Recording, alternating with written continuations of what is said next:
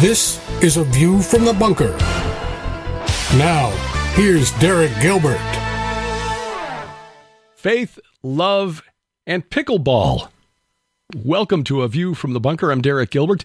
Before we get into this week's topic, just a quick reminder to get our free app. Why? Because as the gatekeepers have once again shown, they will go back into our archives, histories, and find things that they don't like. You might have noticed that just a couple of weekends ago, we suddenly went quiet for a week, and then on a Saturday or Sunday, uploaded 6 new programs all at once. That was not by design. It's because we said something that they didn't like. I'm talking about you YouTube subscribers out there. And God bless you for subscribing and sharing our YouTube channel. But if we cross swords with the people who own the sandbox, it is their sandbox. They get to make the rules. And so we were barred from uploading anything new for a week. And if by some chance at some point in the next 6 weeks we say something else again, or they go back, say, 10 years, this program has been around a while, and find something else that they don't like, well, we could just disappear altogether. So please get our free app. It's available for iOS, Android, Amazon Kindle Fire phones and tablets. You can also get our Roku version if you want. Take it directly to your big screen. Roku, Apple TV, we got versions for those platforms as well, and you can find it at vftb.net. Look in the top menu bar, or go to our main website, which is gilberthouse.org/app, gilberthouse.org/app, and thank you for bypassing the gatekeepers of big tech. Well, this week's topic sounds like it might be something totally different, but it's really not. It's really addressing the subject that we Christians should always be concerned with: relationships, love, Jesus Christ, but approaching it from a different perspective.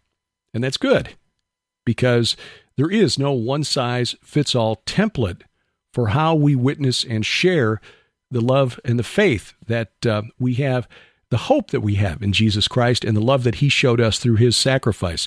Our guest holds an MS degree in clinical psychology, and she's been many years in counseling individuals, women, children, couples, in always from a biblical perspective. And she's the founder of Heart Tug International, the host of Bible News Radio, which is an international program that addresses news of the day from a Christian perspective. And we honestly need more of that. And her book, Pickleball Faith, Inspiration on and Off the Court. It is our honor to welcome to the program Stacy Lynn Harp. Stacy, I think the first question most people are going to have is, what the heck is pickleball? What the heck is pickleball? Fun. Actually, pickleball is, it's like tennis.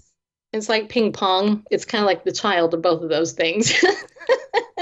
I don't know. I'm just kind of being funny, but it really is. I mean, it has elements of ping pong, tennis, badminton, and it's just fun. People think, that it's just for old people, but it's not. It's actually been around almost 60 years. I did a little looking. I went to the actual website for the amateur association that governs pickleball here in the United States. And yeah, it does look like it's fun. The court is a lot smaller than tennis. So for, people who are not athletes, who might have some knee or ankle issues, it's actually a way to get some exercise without having to risk damaging your joints. But you described this though as pickleball finding you Yes. after you and Randall relocated from California to Spring Hill, Tennessee, which Yeah. had to be somewhat of a culture shock. What do you mean by pickleball finding you? Okay. So if you've ever lived in a big city, Grew up in Your whole Chicago. life. Yep. right? Okay. I don't know. Well, and you've gone to, a rural area. Yeah, our neighbors are cattle and coyotes mainly. Yeah. Well, I grew up in Southern California and came here to Middle Tennessee, and culture shock was massive. I mean, it was, I couldn't find a good restaurant. I mean, it was awful. It's just horrible. And you don't know anybody when you leave a state you grew up in. You don't know anybody, in the new state. So the culture shock was really amazing. And I found out probably 6 months after I moved here that there was a local recreation center, which I never stepped foot in California, anything like that. There was nothing called that in California. There was the Y, there was 24-hour fitness, all those places, but not a rec center. So I found this rec center and I was like, okay, here I am. My friend up the street, who was 85 at the time, invited me to a water aerobics class. And I said, okay. So I went to this old women's water aerobics class and was introduced to the rec center. And then one day I was walking around the track and people were playing pickleball. And I was like, ooh, this is like tennis. I've played tennis since high school. I'm really good at it. And so I went down and I learned how to play. And my very first time I ran into the net, it knocked over. And these men came over and said, are you okay? I go, yeah, I'm fine. The net's not, but I'm good. So, yeah. So this was an opportunity then to meet and bond with other people in kind of a different way. Yeah, kind of.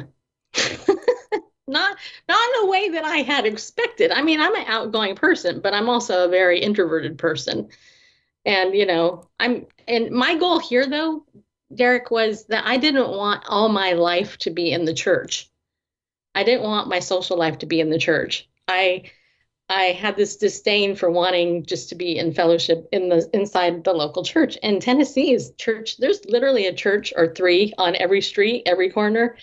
And I didn't want my social life to be there. So when I found pickleball, I met all these people that I never would have met otherwise because I didn't go to their church or or whatever. So it was just amazing just to meet people that were not in church.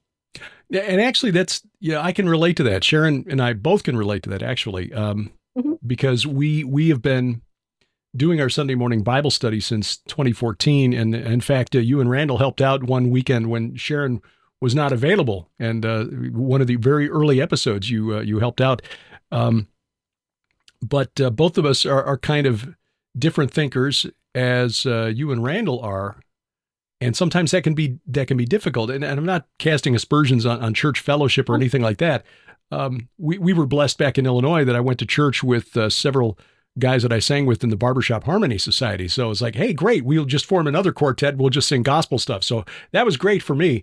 But Sharon never fit in with the soccer mom crowd, so the PTA or the parents organizations at school or at church were difficult to fit in. So finding another way of fitting in has always been kind of a challenge for us.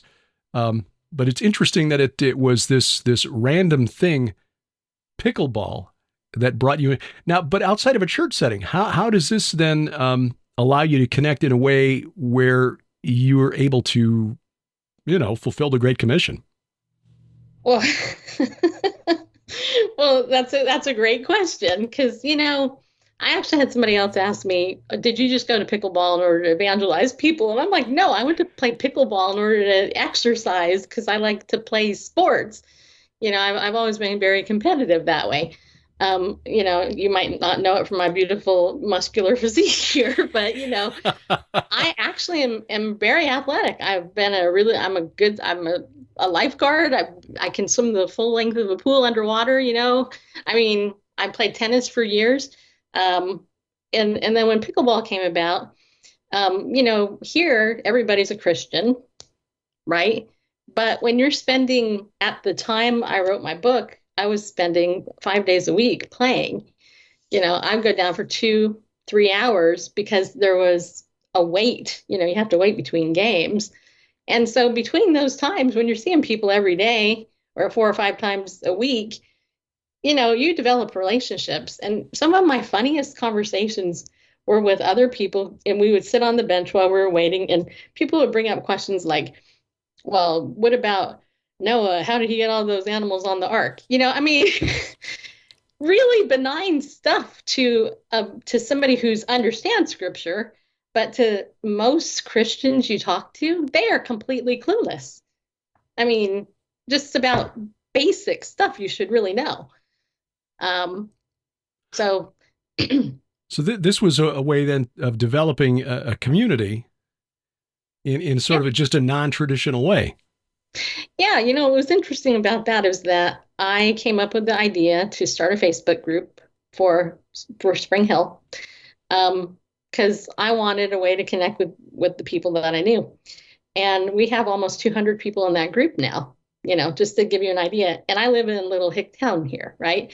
And then I came up with a t-shirt logo, and I ended up selling like 50 t-shirts with Spring Hill Pickleball on it to all the people at the time that were there. And so somehow, and people bought it. That's the funny part. And then people would come to me and they'd be like, well, what do we do here? You're one of the leaders here. And I'm like, I don't know. So I started writing about some of my experiences, and it didn't end up any, as an author, most of the time books don't end up how you think that they're going to end up. Yeah. No. So, well, how did this inspire you? I mean, this is not something where you would go into the situation thinking, I mean, Sharon and I went with our most recent Israel tour. We knew we were going to go do some things and see some places early in the tour that would inform the book that we're working on. Okay. We're working on this book. We're going to go see these places, and this will inspire us. And yeah. Okay. So that was pretty logical. It just strikes me as, and I mentioned in the opening of the program here, that this might seem like a really odd topic. Hey, he's talking about pickleball this week after talking about, Nephilim and angels and demons, for weeks and whatever. But it's really not. It's really just the same subject, which is the Great Commission and how we fulfill it, just starting from a different place. Again, how does this inspire you to say, hey, this would really help people? Oh, well, okay. Have you ever judged somebody wrongly? Yeah. All the time, right? I mean, we do it constantly. And I love, in the beginning, I wasn't saying Linda's name, but I will say Linda now because Linda knows. I write about Linda in my book. And it's really more about me. It's about my attitude. And I was playing Linda. Linda was one of the very first people I met. She's a short, like 5-foot woman, twiggy. She has dark hair that's dyed. She's Southern and probably about 75 years old. And one day I was playing on the other side of the net because I play against everybody and I play with all beginners, right? And in my mind, I was like, you know what? I already played 3 or 4 games with this woman. I don't want to play against her again. And I'm very kind of irritated, but whatever. And here I am playing this game. And the game gets over, and I had this thought in my mind, which I believe was the Lord. And he said, why don't you ask some people, what's one of the hardest things you've ever gotten through, but you didn't think you would? There's about 50 people that day waiting around 3 courts only available. And so we get done playing this game. I go around, I start asking my friends, hey, JR, what'd you get through that you didn't think you'd ever get through? Well, my divorce. Somebody else, what'd you get through? My bankruptcy. And then I get to Linda.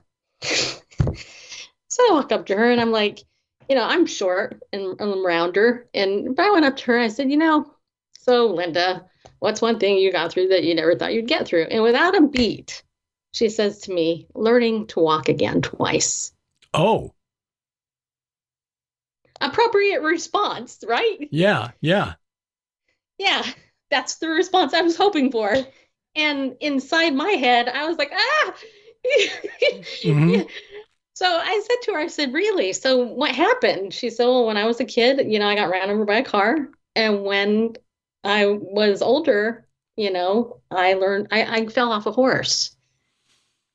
Now, what's interesting is her husband, Will, he plays pickleball too, and he lost his left hand. I think it's his left hand. Yeah, it is.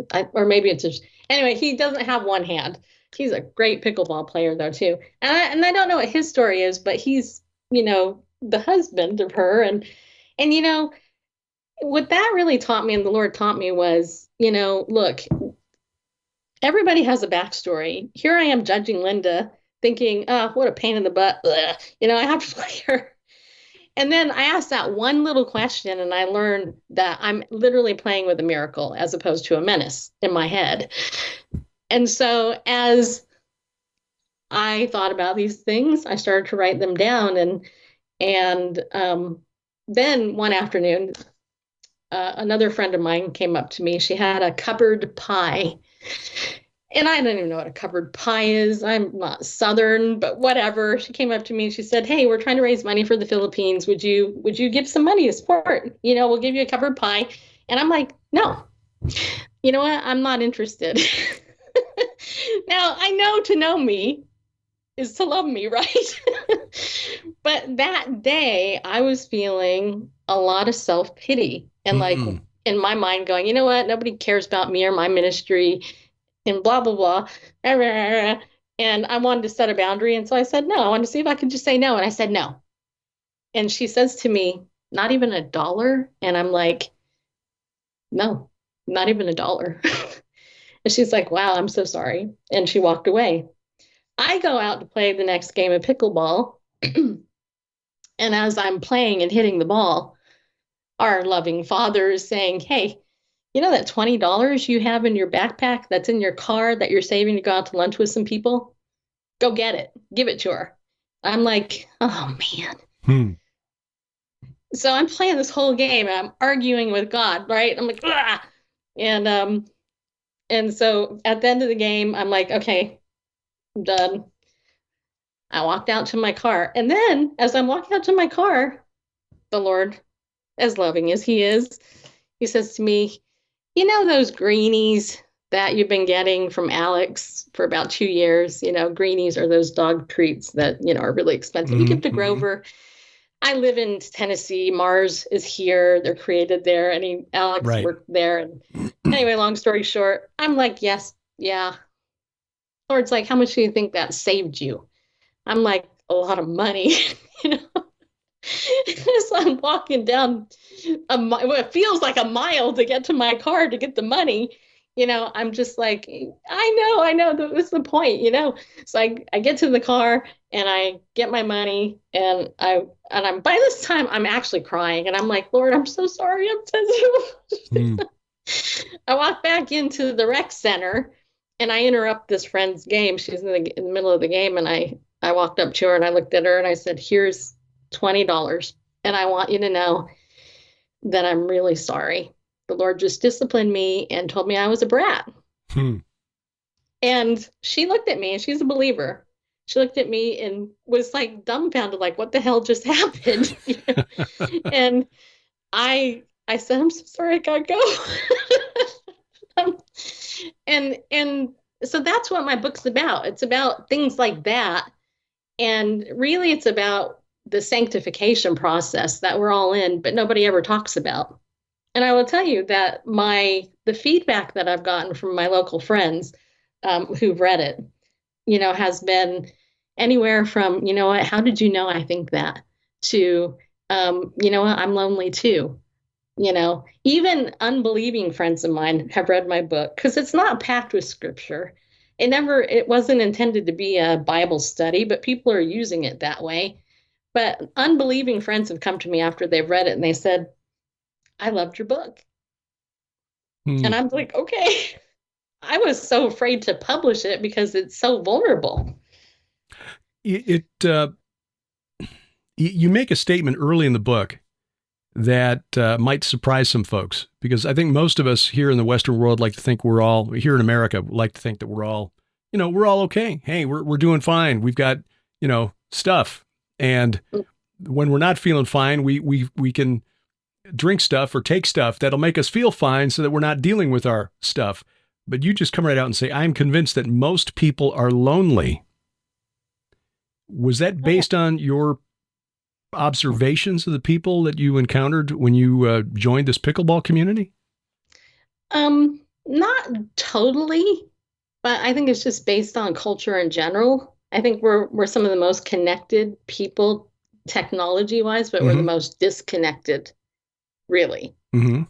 That social media is it's ironic. We're on social media, but if you look at research and you look at just infant-child bonding with the parents, what really scares me is that we've raised a generation of people who who connected to a screen and not to Yeah. another person. Yeah. And so we have fake intimacy, I think. And when during COVID, as you know, when people were like, okay, this is the only way we can meet, a lot of people went crazy and suicide rates went up, domestic violence went up.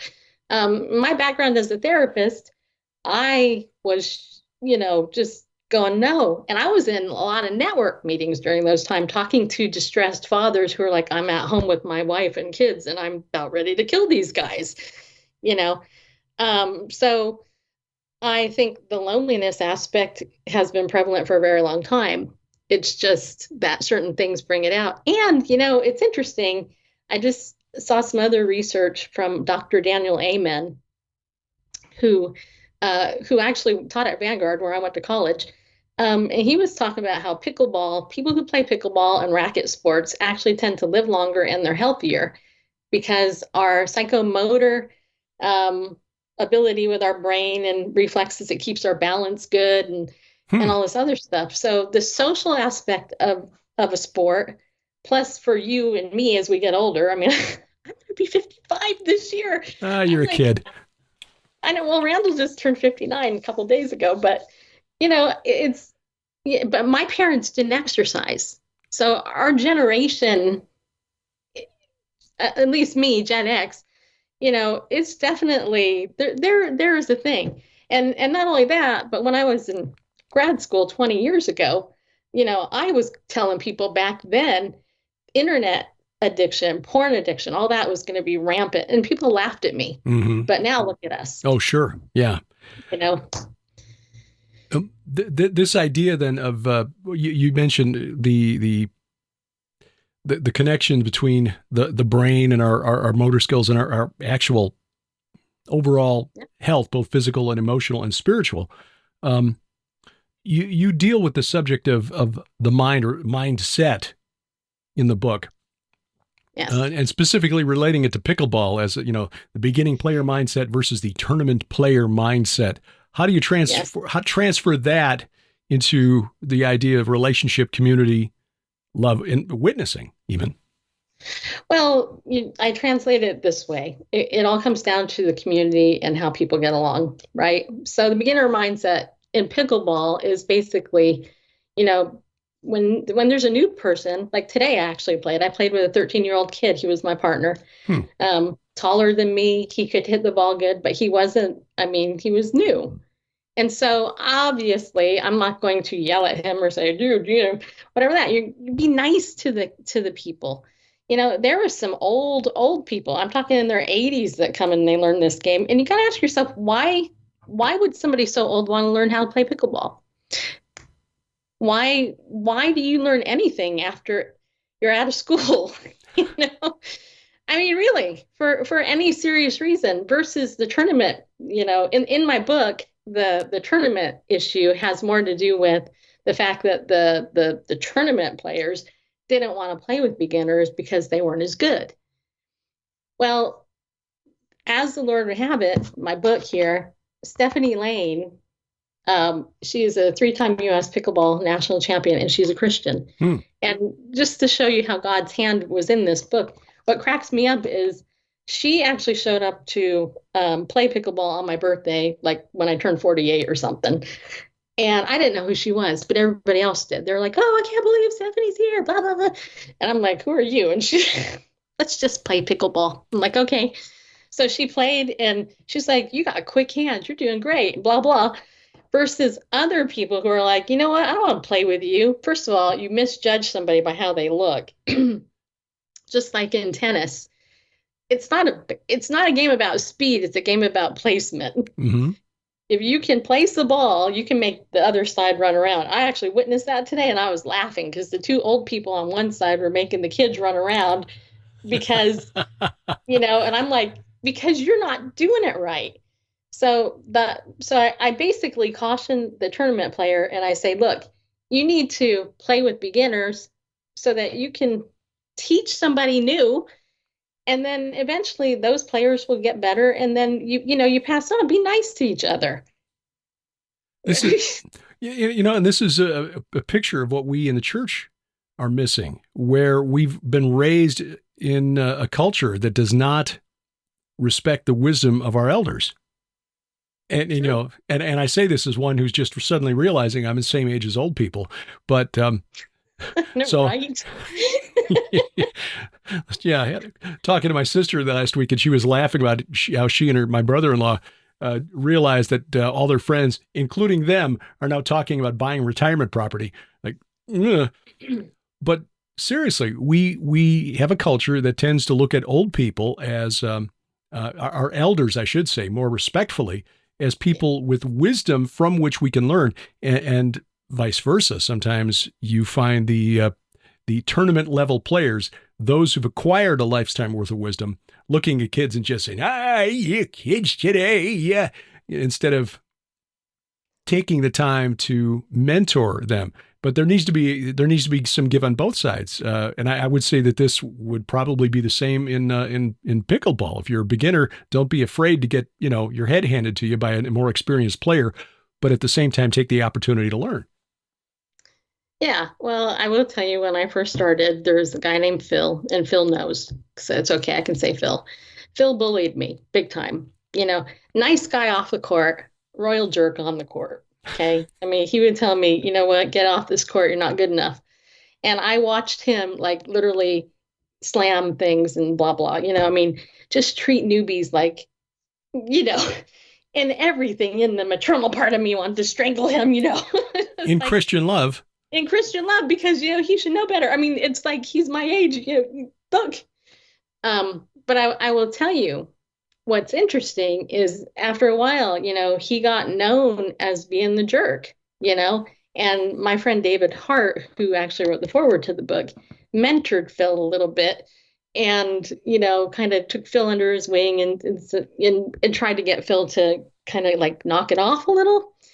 Well, just a couple of weeks ago, and this is kind of interesting, Phil has always supported me, except for being on the same court with him. But when I published this book, everybody knew it was him that I wrote about, who knew the locals. And what was really interesting was about 2 or 3 weeks ago, I went to play, and Phil hadn't been there in a while. And this particular day, he showed up. He was there, and he had just gotten out of the hospital and almost died. Oh. He said, "Come over here. I want to talk to you." And I said, "Sure." And he, because now he's really super sweet to me. He goes, "I want you to know, I almost died." And he said, "You're not going to believe this." I go, "I'm not." And he's like, "No." He goes, "Somebody actually went and bought your book and brought it to me in the hospital." Wow. Now, Phil's a believer, by the way, Mm-hmm. And he told me, he said, "I read some of it while I was in the hospital." And I said, "That's just so cool, that, he would take the time to tell me that it ministered to him, and it's made other people more aware of how they treat people." I had my friend Beth write me a card.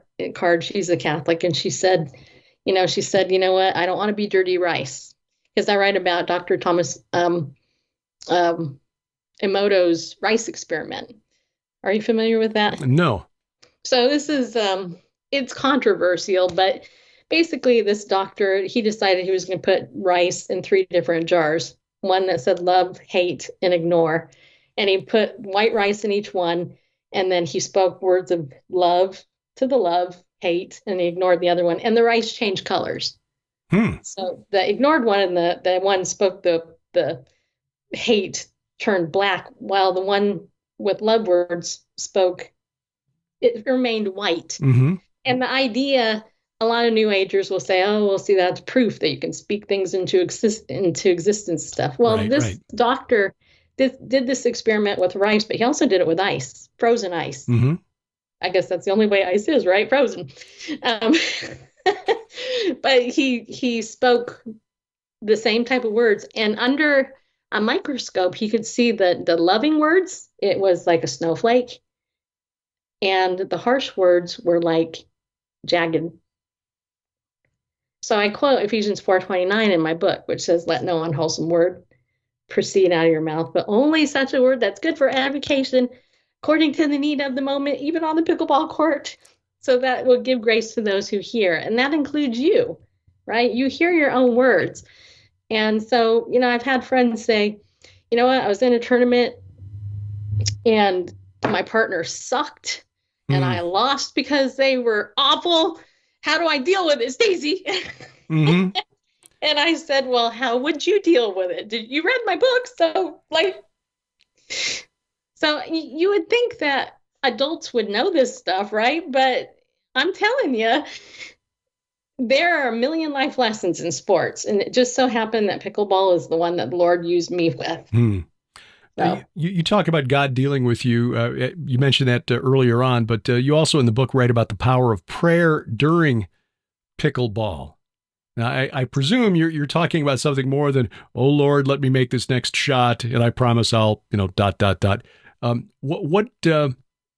What did you see generally speaking, in terms of the power of prayer in this context, and specifically a specific prayer for a fellow player? Yeah. So I'm glad you asked that. I don't think anybody else has asked me that question. And I've been interviewed by 2 psychics, actually, who read this book. Well, my friend Joe, who I dedicated the book to, he passed away a couple years ago. His wife, Sharon, at the time, was having some health problems, and she wasn't walking real well. And so and she played pickleball, but she was out of the game for a while. And anyway, make a long story short, she came one day and she's like, you know what, I'm not doing really good. I'm walking with a walker and all that other stuff. Now, I didn't know if she was a believer or not. Just because she was raised in Tennessee doesn't mean she's a Christian. I don't know. I do know she is now. I didn't at the time, though, that this happened. And I felt like the Lord wanted me to pray for her, but I was like, I don't want to pray for her. No, it's okay. And so I went home and, argued with the Lord about it, as a good daughter of the King would do. And I ended up speaking to my friend Tommy Norman, who's been on Periscope for many years. She talks a lot about healing and stuff. And Tommy exhorted me, and she said, you know what? You need to go pray for this woman. I don't care if you're uncomfortable. There's other people around there. Go pray for her next time. And so I kept praying every time I showed up. Sharon wouldn't be there because I don't want to pray for her because I was scared, Finally, one day I show up, though, and she's there. And I'm like, oh, all right. I told you I would do it. So I go up to her and I sit down on the bench and I say to Sharon, you know what? How are you doing? She goes, oh, I'm not doing really good. By the way, she's in her mid-70s. And I go, oh, that's really sad. I said, would it be okay if I prayed for you? And you get a picture. I'm sitting on these metal benches. And she's like, yeah. And there's other players. Everybody's sitting behind, and people are playing. And she goes, oh, I'll take any prayer I can get. I said, okay, let me pray for you.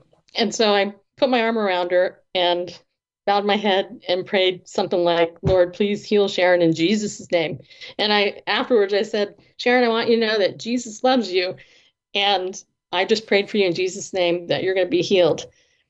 3 days later, Joe comes back and he says, Sharon was healed. Wow. Right? Yeah.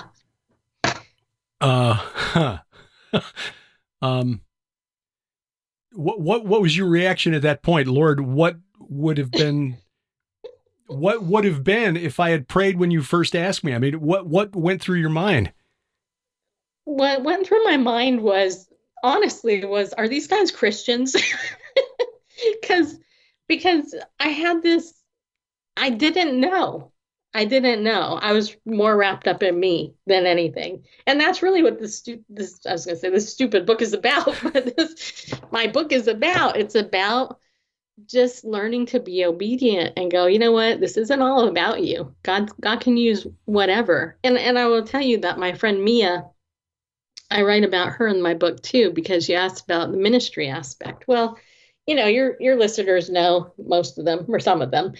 I've hosted Bible News Radio for almost 20 years, right?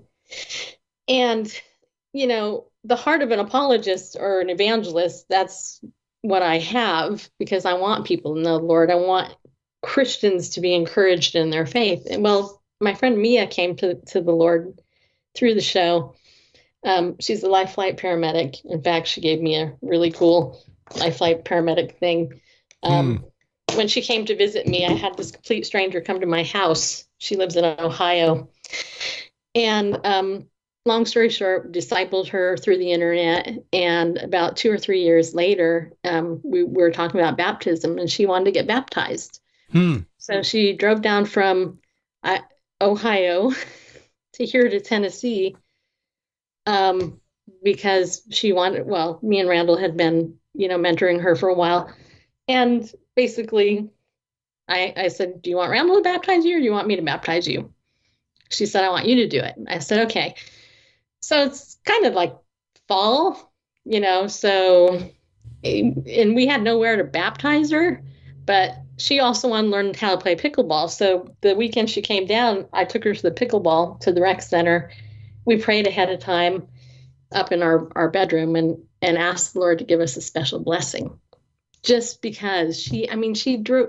How many people do you know? First of all, you meet online through your ministry, and then they drive from one state to another to have you baptize them, which is literally a 1-second event, Yeah, tell me about it. We've in our trips to Israel, Jordan River, people saying, "Would you do it?" And I'm like, yeah. Who am I? That's so cool. Yeah.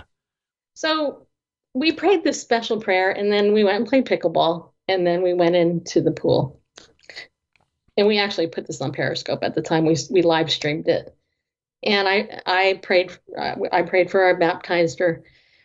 And then afterwards we went into the locker room. This is where it gets kind of fun. We were in the locker room, and there was this older woman in the locker room changing. And she says to me and Mia, how you doing? And I said, well, we're doing really good. I just baptized Mia into Jesus. And she goes, that's so cool. I go, so how are you? She goes, I'm doing good. I go, where are you from? And she goes, I'm from heaven. Okay. I go, really? And she's like, yeah. And I'm like, okay. And there was something else we said, but then within a few seconds, I turn around, this woman is gone, and me and Mia are there, and we're like, what just happened? So we run up front after we get dressed, we go up to the front desk, and by this time I told Randall, and Randall's like, it was an angel. It was an angel. I go, well, let's see what the front desk says, okay? Because everybody at the front desk knows everybody that comes in here. So I go up to the front desk, and I said, all right. I said, I just have a question. And they're like, what? I said, have you seen a person that looks like this, this, and this? And they're like, nope. Why? And I said, well, just because we were in the locker room and this person said that they were from heaven and all this other stuff. Well, by then the counter people came up and they're like, oh, you know what?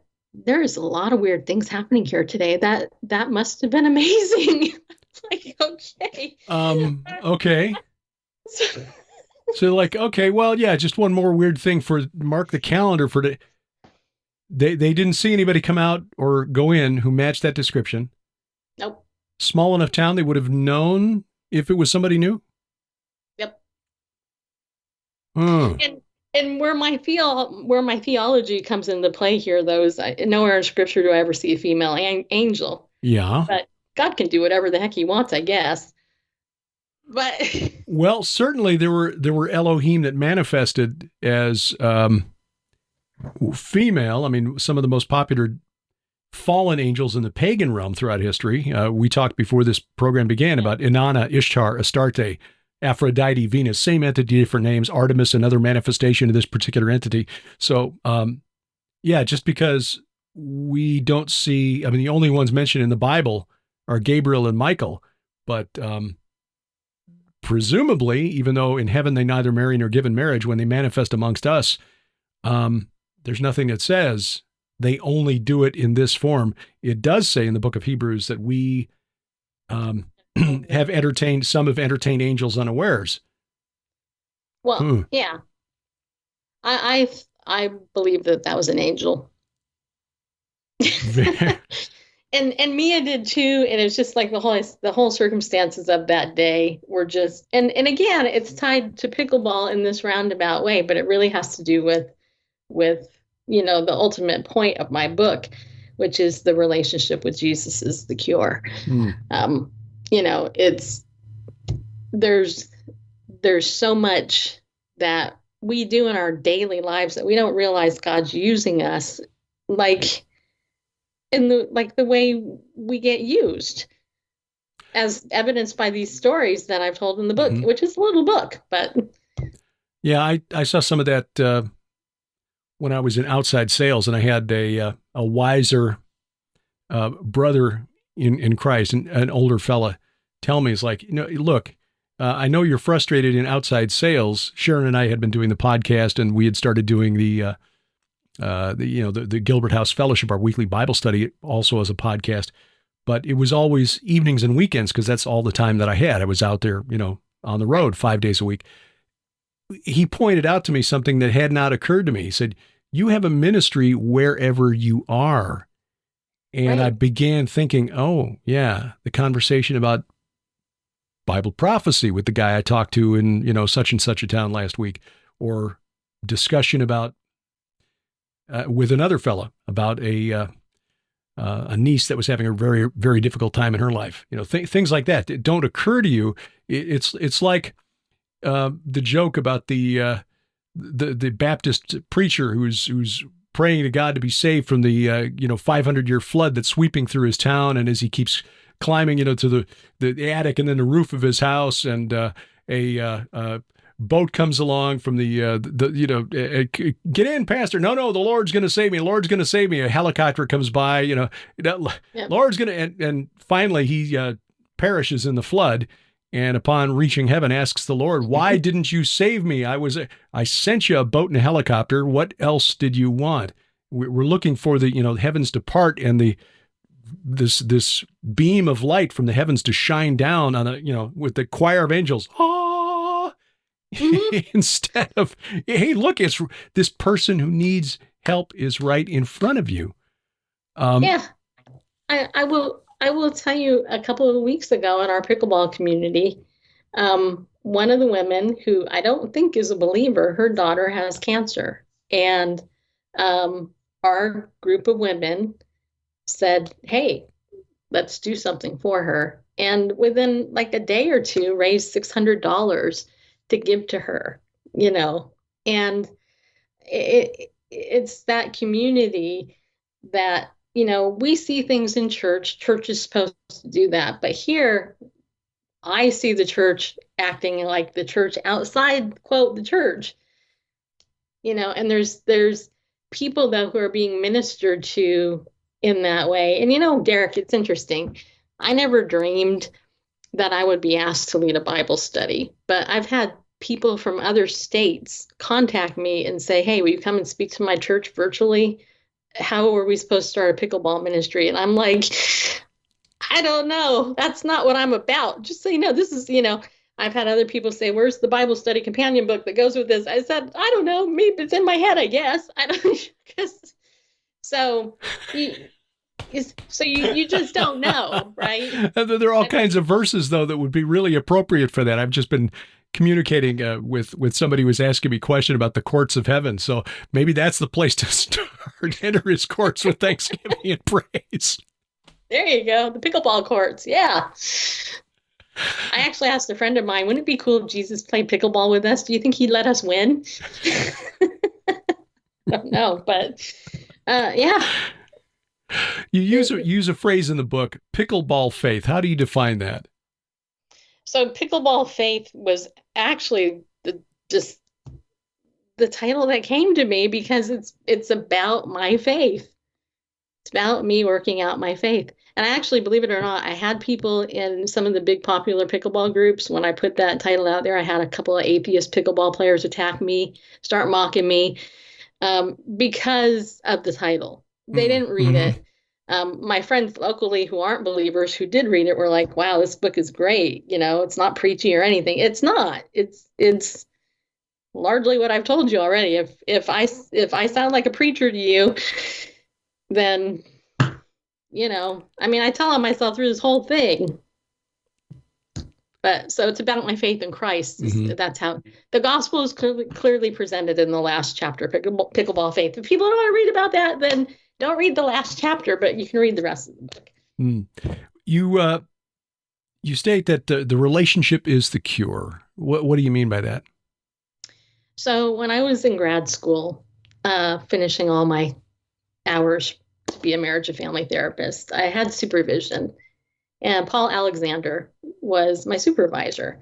At the end of supervision, he would always say to everybody, it doesn't matter the modality that people, it doesn't matter any of this other junk that it's at the end of the day, it's the relationship that you have with the therapist. You as the therapist, it's the relationship you have with the client. That is the cure. And that's what it's about. It's about relationships above anything else. And for the believer, it's our relationship with Christ that's the cure that we take to other places. He's the great physician. He's the one that changes us, makes us less selfish, hopefully. Right? He's the one that gives greenies to a brat like me who says, no, I'm not going to give you money for the Philippines. Even though the Lord used Filipinos early in my Christian life, you'd think I would want to bless all Filipinos. Right? I mean, it's just, it's like going, Father, yep, this is more important to me, my relationship with you, than other stuff. And we get it so screwed up, especially in the Christian world, because we've put people on pedestals that don't belong there. And then, it just goes haywire. So if we can keep the relationship with Christ focused, then we can do better. Amen. Well, what do you hope people who read Pickleball Faith take away from the book? Christian, non-Christian, whatever. That it's okay to be real. I mean, there's lots of different things, but for me, that's the thing, is just be yourself, be real. And let God use you broken as you are. You know what? As I told one other interviewer, it's about taking the log out of your own eye. Because if you look at the news and media, one of the things that drives me crazy, and I'm not talking about you here, but I am talking about other people that I see in Christian media constantly, pointing the fingers, going, look at them, look at the world's doing this. Oh, duh, of course that's the world's supposed to be. What's your sin? Why don't you take the log out of your own stinking eye and deal with your own stuff? Try not to swear. Yeah. But you know what I'm talking about? It's like God didn't call us to police the world. No, he said to expose the unfruitful deeds of darkness, but he also told us to abide in him and to love one another and to love our enemies and to, bless those who persecute us and to that despitefully use us, the hard stuff that we don't like to talk about. So I would say, take the log out of your own eye, but just know that when God's doing it, he does it lovingly and he does it, he has a sense of humor. He knows you. Believe it or not, he knows you. Yeah, he does. The log in my eye feels so comfortable there, though. I don't know what it'll feel like without the log in my eye anymore. Absolutely true. Pickleball Faith, Inspiration on and Off the Court. Stacy Lynn Harp is the author. You can find her online at hearttug.org. And Stacy, I know you've got an app. People follow Bible News Radio on your app? Yes, actually, it's the Heart Tug International app. Okay. We put it under our nonprofit because that's, just like you had your little dog. We had our little dog Tug, and he died. So we named our ministry after Tug, Heart Tug International. Perfect. Yeah. I'll put a link in the show notes to the website and also for the app. The app is developed by the same people that do the Gilbert House app, so we can vouch for it being very, very user-friendly and also a good way to bypass the gatekeepers of big tech Stacy, it's good to talk with you again. It's been a long time, and we appreciate what you do, your perseverance, and your willingness to take a different approach to topics that we as Christians should be addressing all the time. But hey, who knew? The pickleball court is another type of Mars Hill. It is. I appreciate you letting me come on. It's cool. Again, the book is Pickleball: Faith, Inspiration on and Off the Court by Stacy Lynn Harp. You'll find a link in the show notes to where you can find a copy of the book. Whether you're watching or listening, just check the notes below, follow the link, and get a copy of Pickleball: Faith. Coming up, did you know that the most qualified person in America to discuss the trials and tribulations, the experience of being a black man in America, is an 80-year-old white woman? Yes, apparently that is the case. And that is the subject of this week's Bless Their Pointy Little Heads. That and more straight ahead as A View from the Bunker continues.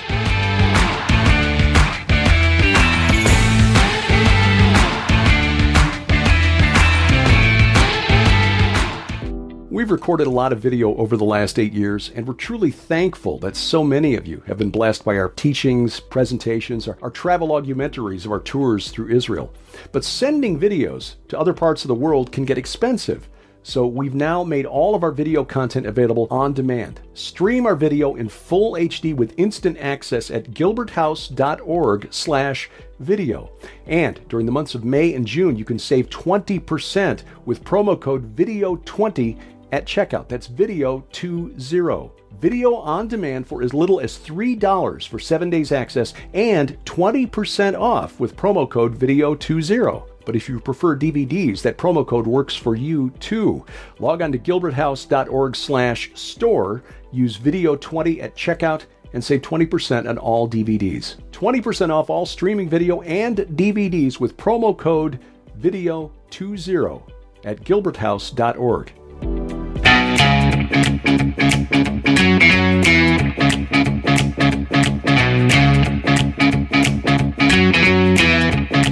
Driving the internet to think every Sunday night from the beautiful Missouri Ozarks. This is A View from the Bunker. I'm Derek Gilbert. You'll find us online at vftb.net. Among other places, you'll find us, of course, at gilberthouse.org, derekpgilbert.com, on social media, Twitter at View from Bunker, my personal Twitter feed at Derek Gilbert, on Facebook, the page View from the Bunker. Of course, we've got a new community on our app, our free app that I told you about earlier, where you can log in there and share thoughts about our various programs. Also, share prayer requests with other groups, with other people who have logged in and are using the app. You also get us on some of the new social media sites, Truth Social, Gab, Me, We Get Her, at Derek P. Gilbert. Well, it is now reliably told to us, we are reliably informed that the most qualified person for understanding the experience of a black man in America is an 80-year-old white woman. There's not much you can say to this because it is laughable. I do not watch The View on ABC, not even for, stuff to just, material for the program, really. But this was just so beyond the pale that wanted to share this with you. Joy Behar, co-host of The View, 80-year-old white woman, said this about 2024 Republican presidential candidate, Senator Tim Scott. And he's one of these guys who, he's like Clarence Thomas, black Republican who believes in pulling yourself by your bootstraps, rather than, to me, understanding the systemic racism that African Americans face in this country and other minorities. He doesn't get it, neither does Clarence. Right. And that's why they're Republicans. Yeah. Okay, so 80-year-old Joy Behar, encouraged by her co-hosts on the program, Whoopi Goldberg, Sonny Hostin, and the rest, who all nodded in agreement, sagely agreeing that 80-year-old Joy Behar has a better understanding of what it means to be a black man than the eminently successful Senator from South Carolina, Tim Scott, and Supreme Court Justice Clarence Thomas. I would suggest that both of whom got to where they are by as she said, picking themselves up by their bootstraps in the face of whatever racism they may have encountered. I deny that there is systemic racism in the United States. Anyone who thinks that the United States is the same today as it was, 80 years ago, Ms. Behar, just isn't paying attention or is deliberately being disingenuous for political purposes. But again, when you see something like that, and of course the echo chamber that is the audience of The View, all nodding and applauding in agreement, all you can say is, bless their pointy little heads. Well, Skywatch TV's virtual conference, One World Rising, is still on. My presentation on the World Economic Forum's Great Reset Initiative and why it actually is regressive. I mean, literally regressive, wanting to roll back the clock about 5,000 years, more than 5,000 years, actually, to the time of Nimrod. And I mean that quite literally. Archaeologically speaking, we can point to certain characteristics of the ancient kingdom of Nimrod, the city-state of Uruk, and see some parallels to what the World Economic Forum would like to bring forth in the world today. You will own nothing and you will be happy. Or else. That is just one of 24 presentations and all 6 Skywatch Films documentaries. You get access to all of that for 90 days from the day you sign up. So even though this has been out there now for a month, you haven't missed any time. You can still take advantage of it at defenderconference.com. That's the website to register, defenderconference.com. Now, we are just, let's see, as I'm looking at this, we're just a week away from visiting our friends in Sparta, Missouri. This would be, just making sure I've got my dates right on the calendar as we try to work ahead a little bit here. The folks at His Call Ministries in Sparta, Missouri, which, if you're looking at a map, it's off US 65, east of 65, between Springfield and Branson. So if you're in the Ozarks, come out and join us for the weekend. Sharon and I will be teaching on Friday evening, Saturday during the day, and then Sunday morning. And our focus this year, this will be the 3rd time that we've been back, and we've really enjoyed getting to know Alec and Ginny Wade and the people there at His Call Ministries. Joy Stevenson, who coordinates things, really doing an amazing job.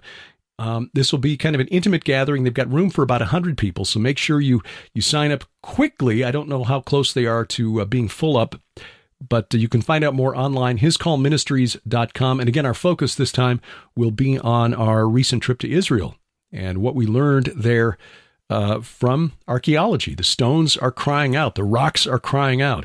The Valley of the Shadow of Death is a real place. And a lot of stuff happened there for specific reasons. We'll be talking about this through the course of the weekend and kind of building one presentation on top of another, because when you suddenly see all of this come together, some of the Psalms all of a sudden make a lot more sense. Like 22, 23, 42, 68, a lot of stuff in the Psalms that suddenly makes sense when you understand the religious beliefs of the people around ancient Israel. So again, this will be June 9, 10, and 11 next weekend at His Call Ministries in Sparta, Missouri. Find out more online and reserve your spot at hiscallministries.com, hiscallministries.com.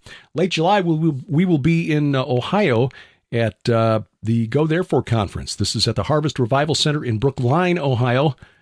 I know early on I was saying Brookville. No, it is Brookville, Ohio. Excuse me. I forgot to change my notes here. Brookline does not exist. There is no Brookline, Ohio. Forget I said that. Strike the record. Brookville, Ohio. Thank you. L.A. Marzulli, Dr. Michael Lake, Dr. Mike Spalding, of course, he's organizing the conference. Dr. Sherry Tenpenny will be there. Coach Dave Daubenmeier, David Hebner, Dr. Greg Reed. You want to talk some spiritual warfare? Greg Reed, Vicki Joy Anderson, David Paxton, Tom Dunn. That will be a powerful lineup. Our good friend Kenny C. will be there as well. Randy Conway, just sort of the poet laureate of our little fringe Christianity area segment, but he's also got some very important content and very important things to share.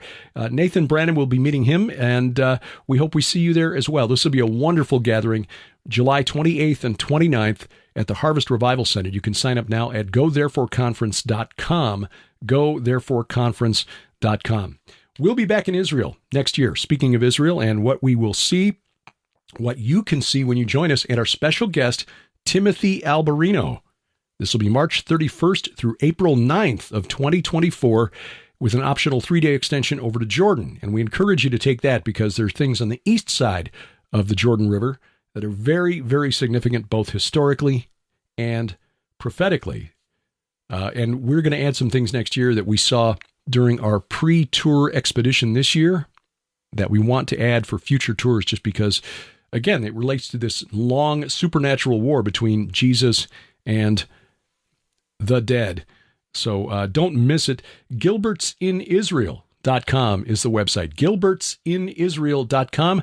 That will point you to the place to get more information and sign up. I understand we've got half a dozen people already registered for next April, and we are looking forward to it. Man, it gets really emotional there. And when we finally get our tour video from this year together, you'll see. The older I get, the more emotional I get anyway, but it gets overwhelming at some of these sites that we see, and it really makes the Bible come alive. Gilbertsinisrael.com, or you can log on to gilberthouse.org/travel, and we're finalizing details on a planned tour of Turkey next spring. We'll tell you more about that as soon as we have those details. So, thank you for taking time out of your schedule to listen or watch wherever you are consuming this podcast, whether it's YouTube, Apple Podcasts, Google Podcasts, Amazon Music, iHeartRadio, Spotify, Spreaker, Stitcher, wherever fine podcasts are sold. And please give us a like, a thumbs up, review at wherever it is that you are listening or watching. Our announcer, the inimitable D.C. Good.